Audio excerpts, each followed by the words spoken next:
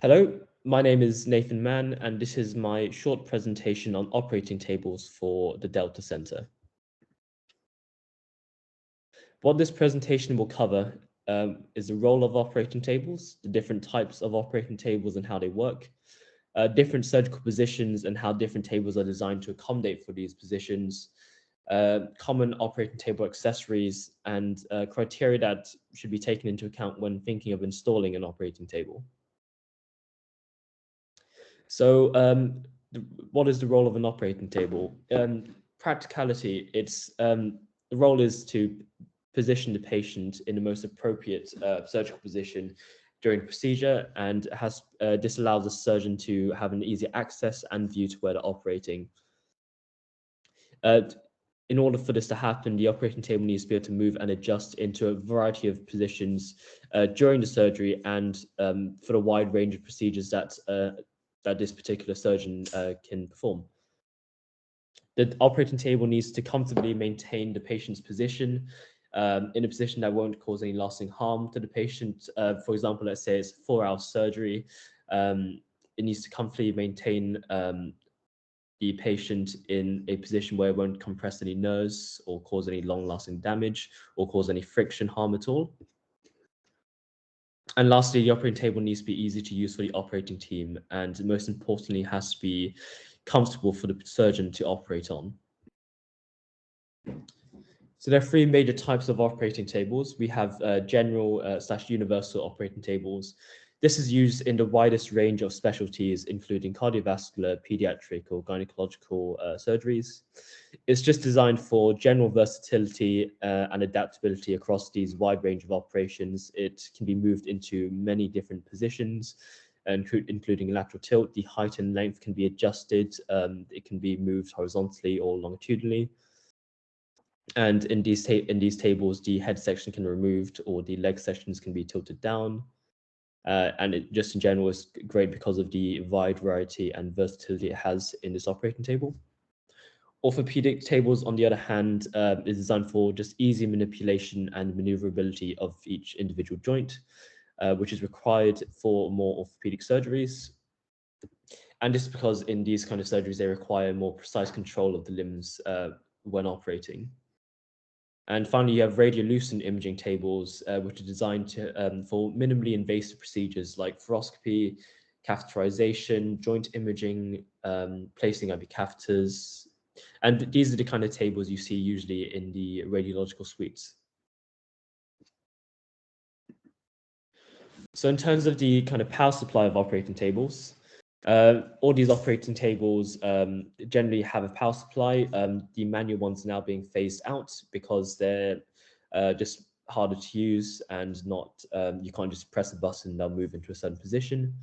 So the two main types of power supply, which are electric and hydraulic. Electric ones usually remote controlled and plugged into a wall or have a battery power. Hydraulic ones are usually pedal operated. And nowadays you see lots of operating tables which have two power sources, which are mixed between electric and hydraulic. But of course, these will still be more expensive than the cheaper manual ones, which are now being phased out.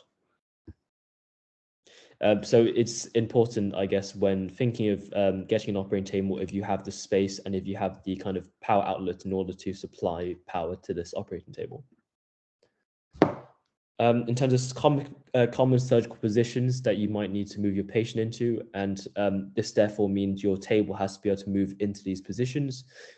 These are positions like supine, where your patient is lying on their back, prone, when a patient is lying on their belly face down, lateral tilt, side to side, Trendelenburg, reverse Trendelenburg, Lloyd-Davis, which is the most common position for gynecological surgeries. This is a head down, legs either side, so lithotomy position. And finally, you have Fowler's position as well. In terms of common operating table accessories, you have stirrups, which is for legs positioning, and this is used routinely in lithotomy Lloyd-Davis positions. You have headrests, which can be moved or detachable. Padding, which is good for pressure management during the surgery and for stability, so can be used for their anti-slip properties. Arm supports and arm boards. This means your patient won't have both their arms just lying on top of each other and potentially compressing any nerves. Rail clamps, which can be used so you can add more accessories onto. Some tables have fluid collection system, which is basically a metal ring around the side so you can put drapes over and allows fluid to collect into it. And some tables also now have patient warming systems, which can be built in. So when choosing the right operating table, there's no really correct operating table for every single procedure, but you have to choose a table that's best for your surgery at the moment, best for your kind of procedure, and just allows you to operate most comfortably, which is important for you as a surgeon and for your patient, so you can perform to the best of your ability. So things to think about would be like space requirements. Does your operating theatre have the space and capacity for this operating table? Is it too big? Is it too small? Will it really fit to your patient demographics? Let's say you have bariatric surgeries. A lot of the time you need to have a table which can support the weight of your patients and surgical accessories on the side. Power supply, do you have an electric outlet close by to use the table? Is the table compatible with your accessories at the moment? Do you need to buy more accessories for this? And patient safety, can it support the patient's weight? Is it anti-slip? Is it non-flammable? Anti-friction, antibacterial, antifungal surfaces on it? So these are a small list of operating table brands, which I've looked at online, and a few I've seen in the operating theatres myself when on my SSM placement. And finally, these are a few examples of operating tables and what they're suitable for. So you have the Birchwood Operon D850. This is a universal / general operating table. It's got a good height and range width, can be moved horizontally and longitudinally. It's got a good kind of construction, meaning that you can use this with most procedures imaging at the same time. It's able to support quite a heavy load with a weight capacity of 280 kilograms when at a Trendelenburg angle. And this is used quite often in just general theatres for cardiovascular HPB cases and sometimes gynecological.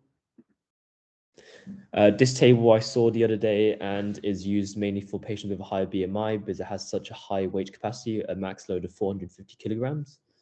As a slim design and has a good length to it as well, so good for large patients. And finally, this is a table used a lot in day cases because this is more of a transport trolley / operating table. So it's good for transport. It means your operating team doesn't have to move the patient from a trolley onto a table. And the staff will love this because for them, it's best if they move the patient as little as possible or not at all. And also because of its versatility allows you to move it onto the bed quite easily. And so this is a good middle range between the two. It's not as versatile in its movements compared to the Operon D850, but it's still got a good weight load and has good dimensions to it, so it fits quite easily into most operating rooms. Thank you very much for listening.